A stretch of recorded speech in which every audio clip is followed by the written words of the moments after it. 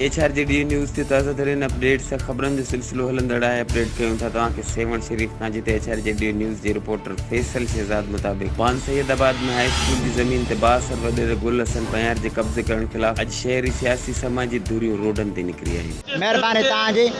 जीअं त मां तव्हांखे ॿुधाईंदो हलां, पीपल्स पार्टी 12 साल इक़्तिदार में रही करे बि बान सैयदाबाद जे अवाम खे कुझु बि न ॾिनो आहे। तव्हां हली ॾिसो, बान सैयदाबाद में हर साल उर्स मुबारक लगंदो आहे। हिकु पहिरीं ॻाल्हि उनजो ग्राउंड कोन्हे को, ॿी ॻाल्हि क्रिकेट ग्राउंड कोन्हे को, टी ॻाल्हि जेको मुक़ाम जी एराज़ी हूंदी आहे उहा बि 3 सालनि खां पोइ भरिजी वेंदी। माण्हू पंहिंजा प्लाट वठी उते पंहिंजे वॾनि खे दफ़नाईंदा।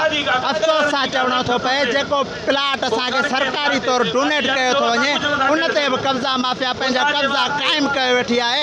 सिंध यूनाइटेड पार्टी जा कारकुन सरापा सां एहतिजाज में बुख हड़तालुनि में 120 ॾींहं हिते वेही विया आहियूं, पर CM सिंध खे कन ते जुई बि कोन थी चुरे, MNA खे बि कन ते जूं नथी चुरे।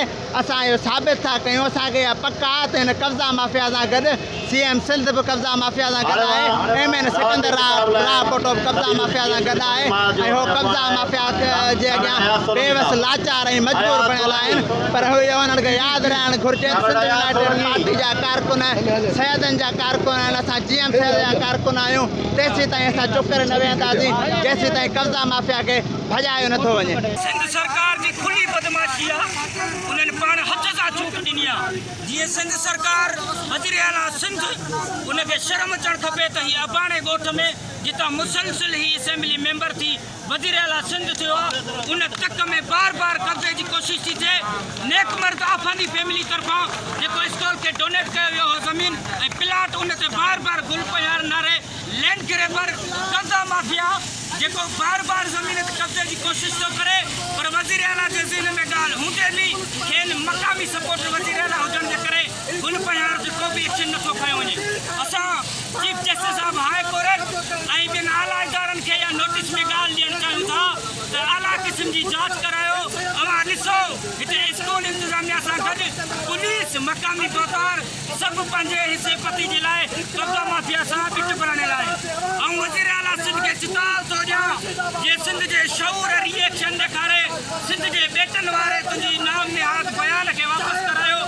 ईअं ई असां सॼी सिंध खे ड्यूटे ट्रेन खां वेंदे सॼी सिंध में एहतजाज कराईंदासीं ऐं नाम निहाद गुल पयार जी इहा जेका कब्ज़ा माफ़िया जी साज़िश आहे ऐं अदावत आहे इहा बि पट कराईंदासीं। असेंबली फ्लोर खां वेंदे सॼी सिंध में असां एहतजाज रिकॉर्ड कराईंदासीं। ज़मीन आहे, स्कूल जी ज़मीन आहे, जंहिंते कब्ज़ा माफ़िया गुल हसन पयार जेको मुसलसिल 13 सालनि खां वठी कोशिशि करे रहियो आहे स्कूल जी ज़मीन खे भोॻाइण जे लाइ। पर असीं सम्झूं था त गुल मुबारक कब्ज़ो न कयो आहे, इहो CM मुराद अली शाह कब्ज़ो कयो आहे। छो त CM आहे, MP आहे, हिन तक जो चूंडियल नुमाइंदो आहे, उहो हुन सां धुर बणियल आहे। इन करे असीं CM मुराद अली शाह खे इहो चऊं था त हिन कब्ज़े खे ख़तमु कराए, हिन ते पंहिंजे वालिद साहिब अब्दुल्ला शाह जे लाइ क्रिकेट ग्राउंड ठाराए या पार्क ठाराए। पर हिन कब्ज़ा माफ़िया खे शागिर्द जे तालीम ते धारणु खां बंदि कयो, न त ॿी सूरत में असीं एहतजाज कयूं था। सुभाणे असीं वरी वेंदासीं ऐं शक्लबंद हड़ताल जो सॾींदासीं। बान सैयदाबाद जे हाई स्कूल जी ज़मीन ते मुबैना कब्ज़े थियण कब्ज़ाखोरनि जे ख़िलाफ़ अॼु सिंध यूनाइटेड पार्टी जी सॾ ते बान सैयदाबाद जे शहरनि सियासी समाजी शहरी एक्शन कमेटी धुरियुनि जे अॻवाननि गुलाम शबीर बूड़ो, अली असगर शाह, अनिल रज़ा चन्ना, मीर असगर अली पांवर, मुरीद खान बिरोई, GSID मास जे अॻवाननि अयाज़ अली सोलंकी, गुलज़ार मंगणहार, PTI ज़िलो जामशरू जे अॻवान मुनीर खान शाहाणी, गुलशन भंड, रियाज़ अहमद बुगियो, शहरी एक्शन कमेटी जे अॻवान शौकत अली मरी, कामरेड अनवर अली पांवर, शाह मोहम्मद पांवर ऐं ॿियनि शहरनि ऐं समाजी धुरियुनि पारां बान सैयदाबाद में अॼु बुरड़ा हाउस खां रैली कढी शाही बाज़ार खां गुज़रंदे मेन रोड खां मुज़ाहिरो करे बान सैयदाबाद प्रेस क्लब अॻियां धरणो हणी एहतजाज कयो। HRJD न्यूज़ ते इन वक़्तु ताईं बसि एतिरो ई। वधीक ख़बरनि ऐं अपडेट्स लाइ ॾिसंदा रहो HRJD न्यूज़।